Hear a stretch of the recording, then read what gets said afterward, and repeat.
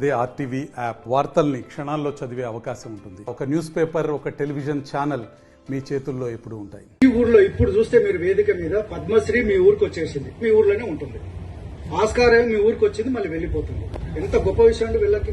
ఎంత ఒక పండుగ ఈ రోజు మన ఊరికి గవర్నర్ గారు కూడా వస్తున్నారు. ఒక పండుగ వాతావరణం.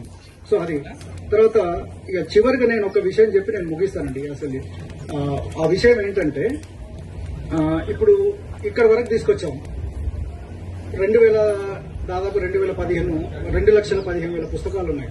సారు చూస్తే 86 ఏళ్ల వయసు, ఆరోగ్యం కూడా అంతంత మాత్రమే ఉంది, 3 అమ్మాయిలు.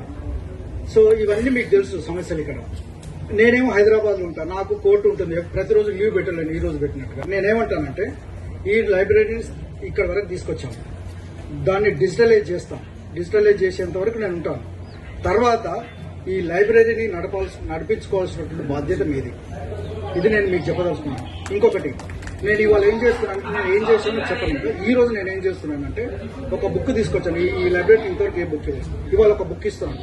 ఆ బుక్ ఏంటంటే గెలుపు సరే బ్రతకడం ఎలా అని KN పతంజలి గారు రాశారు.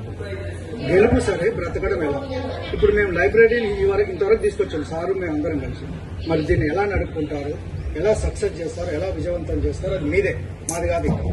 అది నేను ఈ రోజు ఆ బుక్ ఇచ్చేసి నేను ఇది చేయాలని గొప్పగా గౌరవించి నాకు సన్మానం చేశారు. అదేవిధంగా ఇక మా శిష్యుడు హైకోర్టు జడ్జి అయినా ఆయన మొట్టమొదటిసారి మా ఇంటికి వచ్చినప్పుడు పోలీసు వాళ్ళు వీళ్ళు చాలా బలగా ఉంది కొంతమందిగా. ఆయన కారు దిగి రోడ్డు మీద నేను నాకు నమస్కారం చేస్తుంటే, అరే ఏం సార్ న్యాయదేవత మా కాళ్ళ మీద పడడం న్యాయం కాదు, నువ్వు చేయాలి అన్నారు. అంటే శిష్యులను చూసి ముచ్చుకోవడం. కాబట్టి అటువంటి నాకు శిష్యులు ఉన్నారు.